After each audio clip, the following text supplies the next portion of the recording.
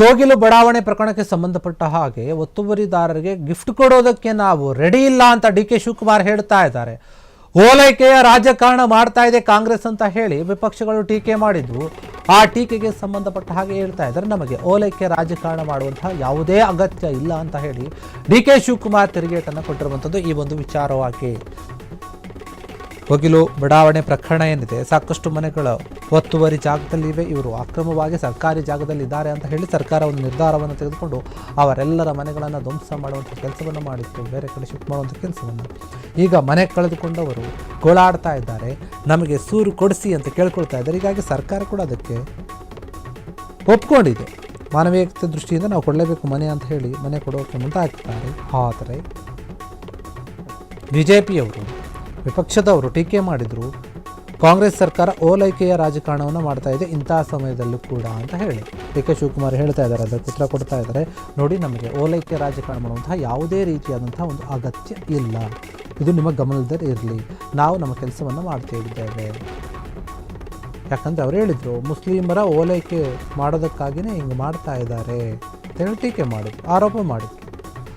ಅಕ್ರಮವಾಗಿ ಒತ್ತುವರಿ ಯಾರೇ ಮಾಡಿದ್ರು ಕೂಡ ಅದನ್ನು ನಾವು ಬಿಡೋದಿಲ್ಲ, ಮಾಡಬಾರದು ಕೂಡ ಅಂತ ಡಿ.ಕೆ. ಶಿವಕುಮಾರ್ ಹೇಳ್ತಾ ಇದ್ದಾರೆ. ಒತ್ತುವರಿ ಮಾಡಿದವರಿಗೆ ನಾವು ಗಿಫ್ಟ್ ಕೊಡೋದಕ್ಕೆ ನಾವು ಯಾವತ್ತೂ ಕೂಡ ತಯಾರಾಗಿಲ್ಲ. ಒತ್ತುವರಿ ಕಾರಣದಾರರು ಯಾರಿದ್ದಾರೆ, ಮಾಡಿದವರಿದ್ದಾರೆ, ಅವರ ವಿರುದ್ಧ ನಾವು ಕಾನೂನು ರೀತಿ ಕ್ರಮವನ್ನು ಕೂಡ ತೆಗೆದುಕೊಳ್ತೀವಿ. ಕೆಲವರು ಹಣವನ್ನು ಸಂಗ್ರಹಿಸಿದ್ದಾರೆ ಅಂತ ಹೇಳಲಾಗ್ತಾ ಇದೆ. ಅಲ್ಲಿ ಡಿ.ಕೆ. ಶಿವಕುಮಾರ್ ಬಂದಾಗ ಕೆಲವು ಜನರು ಹೇಳಿದ್ದಾರೆ ಅಂತಲ್ಲಿ ಬಂದವರು, ಯಾರಿಗೆ ಅರ್ಹರಿದೆ ಅಥವಾ ಅರ್ಹತೆ ಇದೆ ಅವರಿಗೆ ನಾವು ಪ್ರಧಾನಮಂತ್ರಿ ಆವಾಸ್ ಯೋಜನೆಯಾಗಿ ಮನೆಗಳನ್ನು ಕೊಡ್ತೀವಿ, ಕಲ್ಪಿಸ್ಕೊಡ್ತೀವಿ ನಿಮಗೊಂದು ಸೂರನ್ನು ಅಂತ ಹೇಳ್ತಾರೆ. ಹೊರಗಿನಿಂದ ಬಂದವರು ಕೂಡ ಅಲ್ಲಿ ಇದ್ದಾರೆ, ಹೊಸಬ್ರು ಸೇರ್ಕೊಂಡಿದ್ರು ಆ ಜಾಗದಲ್ಲಿ, ಅಂಥವ್ರಿಗೆ ಕೊಡೋಕ್ಕಾಗಲ್ಲ ನಾವು. ನೈಜ ಮತದಾರರು ಅಂತ ಎಷ್ಟು ಜನ ಇದ್ದಾರೋ, ರಿಯಲ್ ಆಗಿ ಯಾರು ಓಟ್ ಹಾಕೋರಿದ್ದಾರೋ, ನಮ್ಮ ಕರ್ನಾಟಕದವರು ಇದ್ದಾರೋ, ಅಲ್ಲಿ ವಾಸವಾಗಿದ್ದವರು, ಅವರಿಗೆ ಮಾತ್ರ ನಾವು ಮನೆಯನ್ನು ಕೊಡ್ತೀವಿ.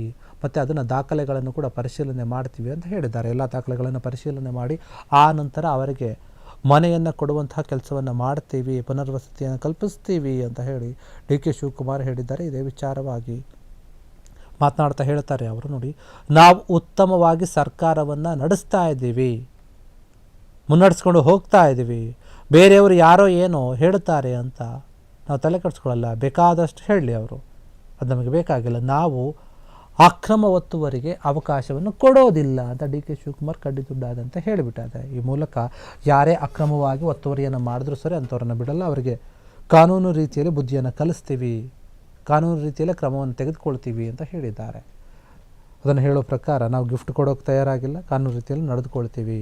ಯಾರು ಆರೋಪ ಮಾಡ್ತಾ ಇದ್ದಾರಲ್ಲ ಅವ್ರು ಆರೋಪ ಮಾಡೋರು ಮಾಡ್ಕೊಳ್ಳಿ, ಆದರೆ ನಾವು ಅಧಿಕಾರಕ್ಕೆ ಬಂದಾಗಿಂದಲೂ ಕೂಡ ನಮ್ಮ ಕೆಲಸವನ್ನು ನಾವು ಅಚ್ಚುಕಟ್ಟಾಗಿ ಮಾಡ್ತಾ ಇದ್ದೀವಿ.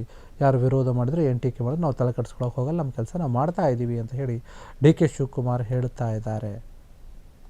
ಯಾಕಂದರೆ ಅಲ್ಲಿ ಬಂದಾಗ ಏನು ವಿಸಿಟ್ ಮಾಡೋಕ್ಕೆ ಹೋಗಿದ್ರಲ್ಲ ಡಿ.ಕೆ. ಶಿವಕುಮಾರ್, ಅಲ್ಲಿ ಇದ್ದವ್ರು ಕೆಲವರು ಹೇಳ್ತಾರೆ, ನೋಡಿ ಸರ್ ಹಿಂಗೆ ಆಗಿದೆ, ಕೆಲವರು ನಮಗೆ ಮನೆ ಕೊಡಿಸ್ತೀವಿ ಅಂತೇಳಿ ಹಿಂಗೆ ಮಾಡಿದ್ದಾರೆ, ನಾವು ಬಂದು ಸುಮಾರು ವರ್ಷ ಆಗಿತ್ತು ಅಂತ ಹೇಳಿ ಕೇಳ್ಕೊಂಡಿದ್ದಾರೆ.